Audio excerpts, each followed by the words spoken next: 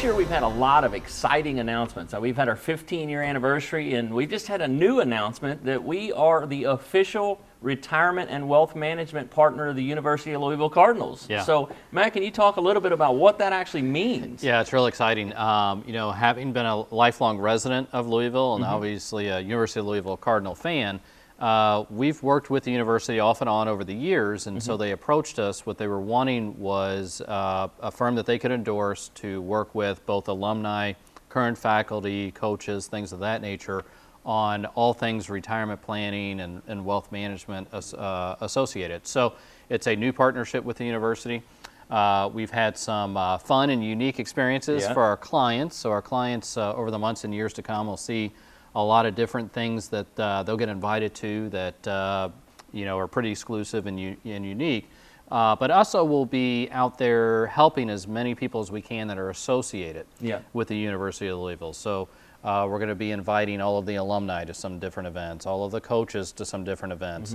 Some of the roles are pretty specific, maybe not necessarily the athletes, but obviously we've had some interns from the University of Louisville work at our firm. So we're going to kind of take this not official partnership that we've had with them over the years, because I know you've taught some classes there and been associated with the university, and just make it more official. And we're the exclusive retirement and wealth management partner of the university. So something I'm real excited about, and we'll have a lot more news to come here on the show. We might have some of the coaches join us here on the show to talk about some different things, some charities that they're passionate about, and just retirement planning in general. But a lot of things to come. But I think when it's all said and done, the reason why we were given this endorsement, this opportunity, is because we've never deviated since we started the firm from our three core principles of just helping individuals keep their money in retirement in a safer position, you know, making sure that it grows at a reasonable return to keep up with and outpace inflation, and then obviously just trying to keep things simple. It's something that the university has been watching us do for many years and wanted to have a more formal relationship with us. Yeah. Jordan, can you spend a little bit more time talking about those three key principles that Matt was just sharing with us? Yeah, absolutely. Well, I think first and foremost, you know, we're retirement planning specialists, so we want to focus on safety. We want to make sure our clients don't have to worry about losing anything. You know, we talk about a reasonable return. You know, oftentimes we'll define that to mean that we need to average returns of somewhere maybe between about 6 to 10% per year.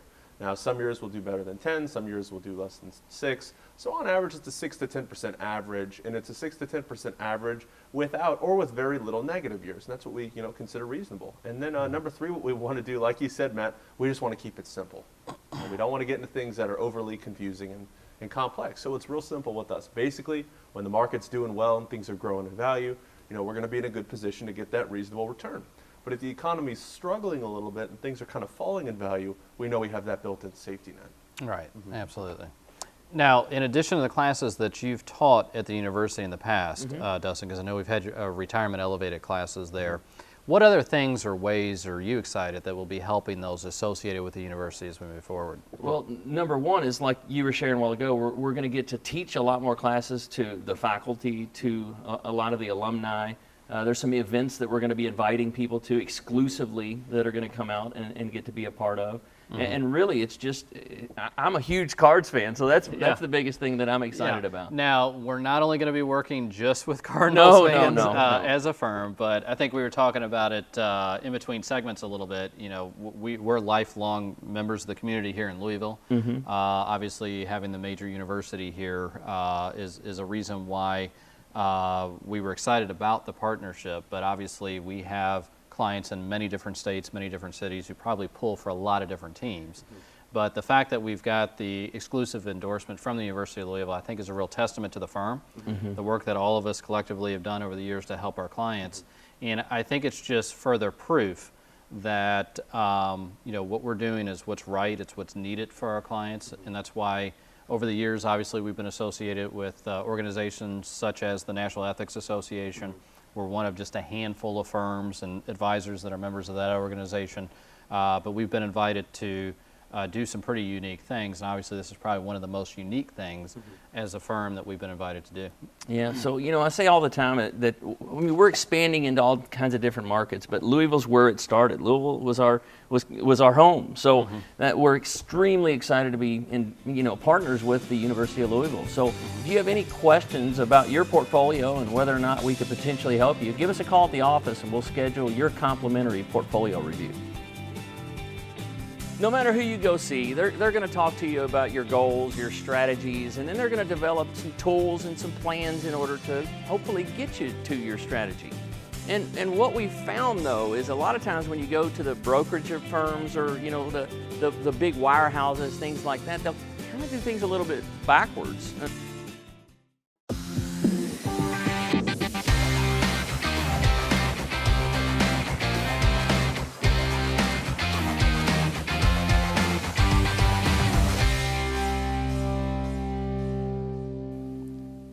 So Matt, in this segment, let's talk about the planning process, because it doesn't matter what advisor or broker you're going to go to. They all have to use similar steps to get you to and through the process. But are all advisors built equally? That's kind of the issue that we want to talk about a little bit here. I don't think so. So why don't we talk about that? No matter who you go see, they're going to talk to you about your goals, your strategies, and then they're going to develop some tools and some plans in order to hopefully get you to your strategy. And what we found though is a lot of times when you go to the brokerage firms or the big wirehouses, things like that, they'll kind of do things a little bit backwards from what we would consider to be okay. Right. So I mean, let's talk a little bit about that. What would happen if you go to let's say one of the big brokerage houses and they have some type of quota? What's going to happen? Well, I think if they have a quota, which a lot of the big firms do, they're probably going to start over here on this side. That's right. That's right. What I've noticed over the years, I think a lot of advisors that are out there, before you even walk in the door, they know exactly what you're going to use. Yeah, that's right. Exactly. That's right. So they're going to say, okay, well this couple here, they're going to use some mutual funds. And let's sell them a variable annuity too, okay? Probably because they have a quota. Yeah, exactly. So they know that this month, in order to hit their numbers, they got to sell at least $13,000 more worth of variable annuity or $130,000 worth of these mutual funds. So now in order to do so, well, we better figure out how these tools are going to fit our strategy. So they're going to say, we need you to take this risk profile test for us so that we can determine what your asset allocation is. They're going to say, okay, the strategy we're going to use here is going to be the asset allocation model. So you take that beautiful test and they print out your nice 20-page report that tells you exactly what you are as far as risk goes. So now they say, okay, well now we have their asset allocation, we have the tools we're going to use, how's that tie into their goals? So they're kind of doing things starting over here and headed this way. Isn't that kind of the exact opposite? This issue that we're talking about here is something that I learned. When I started in the industry, I started with a very big firm, and we were trained to go out and recommend certain things to our clients, and that we would have a weekly meeting on Monday mornings. Yeah. And they would bring in some guy, usually pretty excited. Yeah. And he would come in and he'd draw things out on the board and talk about this new product that was out there that we should go out and put all of our clients into. Right. And as I moved up in that firm and moved into management positions, they would kind of sit me in the corner and they would kind of say, okay, we need to have a discussion with you.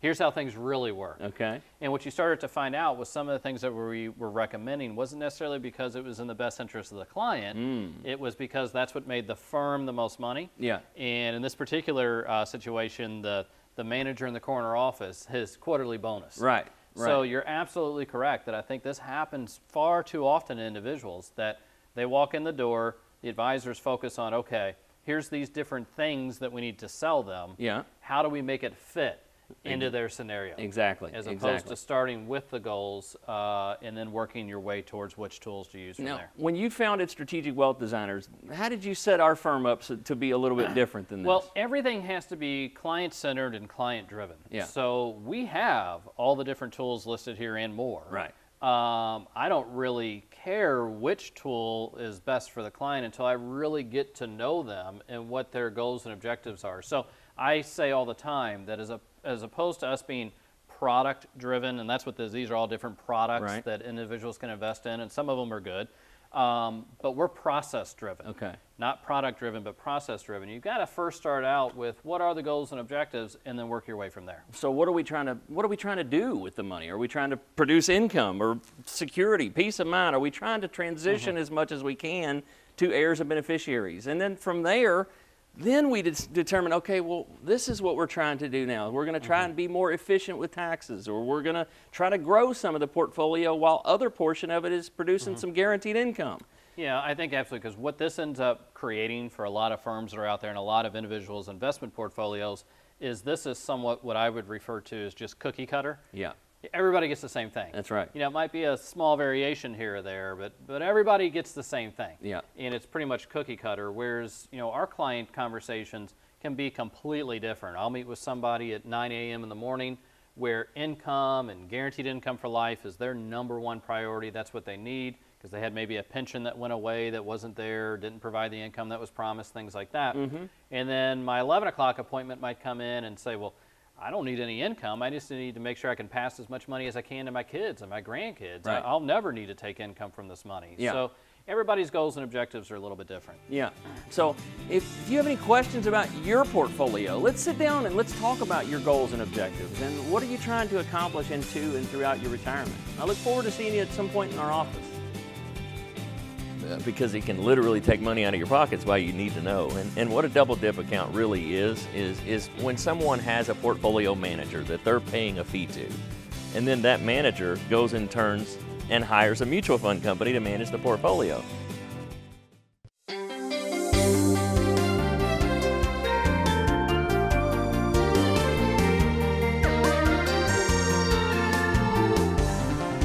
Now, Dustin, what in the world is a double dip account? You know, we talk about that some here on the show, so a few of our viewers may know what we're talking about, but why is it so important to know and understand if you have a double dip account or not? Because it can literally take money out of your pockets, why you need to know. And what a double dip account really is when someone has a portfolio manager that they're paying a fee to, and then that manager goes and turns and hires a mutual fund company to manage the portfolio. So the reason it's called a double dip is because you're paying the manager a fee, or your advisor, and then he's turning around and paying the mutual fund. Now, why would anybody ever want to sign up for that? I haven't found a reason to sign up for that. Well, the only time that would almost make sense is, let's say it's an active 401k, something like that, where the fund manager or the advisor can't sit down and actually design a portfolio for each person in the company, you know, a huge company, then that might make sense. But anytime you're not actively funding that account, you got to stay away from that type of account. Yeah, so how often do you see double dip accounts, Jordan? Is that something that happens rarely, or do you think that's a kind of an everyday occurrence? I'd say it's an everyday occurrence. A lot of people don't think they're in double dip accounts, and then they'll come in, we'll run something what's called a strategic wealth report, which is just a summary of all of the fees, and then people are shocked all the time that they do actually have double dip of fees. You know, the advisor fees, usually they're lower than what the mutual fund fee is. So you've been told you're paying 1% or 1.5%. Then we do that report and find out they're paying 3 or 3.5% altogether. So let's take, for example, and say we have a $200,000 account. If that person is paying 2.5%, they're paying, you know, $5,000. I mean, $50,000 over a 10-year period. Right. Yep. You know, I really believe that it's things like that that can mean the difference between having a secure, successful retirement or maybe starting to struggle at some point in the future. Yeah. I mean, and that's hundreds of dollars a month out of your pocket. So what are some options? If somebody has a double dip account, we can use the Strategic Wealth Report, which is complimentary, by the way. That's something that we run over the years. We have software in the office. We can do it pretty quickly for you. So over the years, we've run thousands of them. So if someone's curious what their fees are, that's easy for us to determine. But what are some options? How do we fix that? So we meet with somebody, we realize they're paying 2 or 3% per year in fees. Well, what can we do then at that point that's any different? Well, we can look at some options that are out there that have literally no fees at all, or at least look at some options that are going to reduce them significantly. Jordan, when you run the Strategic Wealth Report and meet with somebody and go over it with them, how easy is it for them to follow and understand? You know, sometimes you go to places, you get 80 or 90 or 100 pages of analysis. what's the typical length or size of our strategic wealth reports? Yeah, Matt, it's a simple 1 to 2 page report. It's really easy to follow. Each individual column shows how much they're paying in fees. And then we have a summary sheet that just shows, based on all of your different accounts, how much you're paying. So it's really simple. Okay. So why is it that you think that as an advisor, if you know the fees and expenses are going to be really high, why are there advisors out there recommending these types of accounts to their clients? What's going on there? I mean, call it what it is. Again, it's laziness. It's just not having the time or the discipline to go through and actually put a portfolio together that you've actually put together. So these ready-made mutual funds, some of them are successful, but if it's in a dormant account, those fees are robbing you of a lot of that growth that you should be getting. Mm-hmm. Now, one of the ways that you can find out if you have a double dip account, if you'd like, you could call our office and meet with us. We'd be happy to analyze your statements and find out exactly what the cost is that you're paying.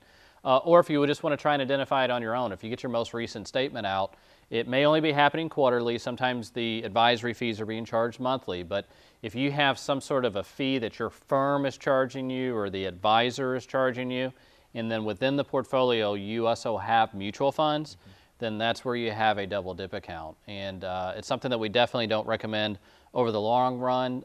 Typically the good news is if you have a double dip account, it's not something that you are stuck with. There are things that could be done to fix that and maybe identify ways to reduce or in some cases eliminate the fees. But if you have one of these types of accounts or you're unsure if you have one of these types of accounts, it's something that almost daily, several times per week, we're able to help our clients with and potential clients with to identify and then see if there's maybe some alternative that'll be less costly. So at the end of the day, you can end up keeping more of your hard-earned money for yourself. We're going to be talking about the decision on whether or not we should roll over our 401k and really what our different options are. So really with a 401k in mind, there's 4 primary options on what we can do with funds.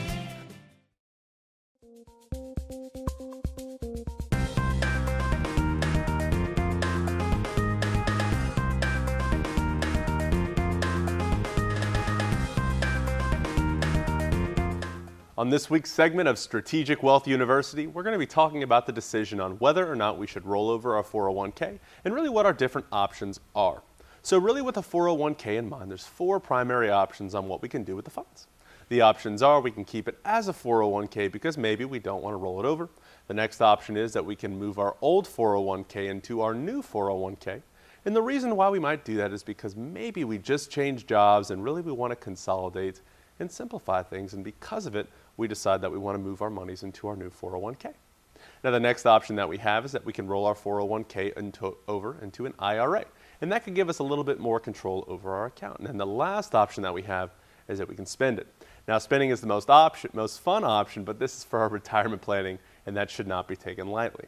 And unless we need the monies for some sort of an emergency, I think it would be much more wise for us to keep the money as an investment. Now, a lot of advisors will tell you to always roll over your 401k, and while that is heard so frequently, that may not always be the most appropriate option because there are a few reasons why someone would want to keep their 401k. Now, if we take a look at this, one of the reasons to keep it is that our fees may be lower. And a lot of times, institutional investments can be available. And an institutional investment is an entity or group that pools together funds and then invests those funds. Now, an institutional investment could be a mutual fund or something similar to that.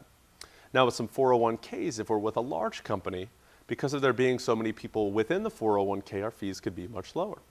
And those are some of the main reasons why we would want to roll over our 401k. But there are also some reasons why we want to roll over our 401k. And our main reason to keep a 401k is because our fees are low. But also a reason to roll over our 401k is because the fees could potentially be high. A lot of times we'll see fees as much as 1 to 2% on our 401ks, sometimes higher, sometimes less, but oftentimes somewhere between 1 to 2%.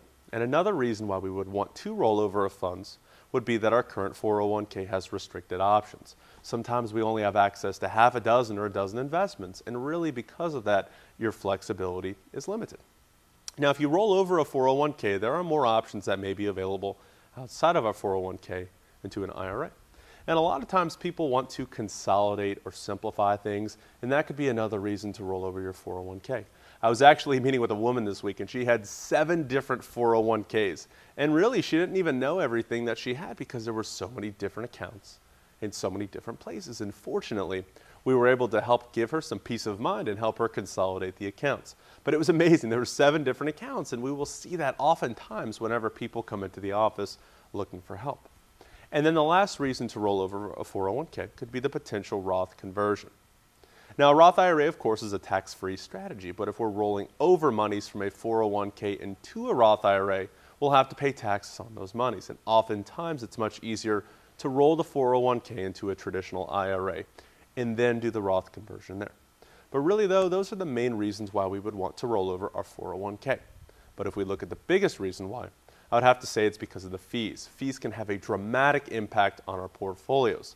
And with the smaller 401k plan, your fees oftentimes are going to be much higher.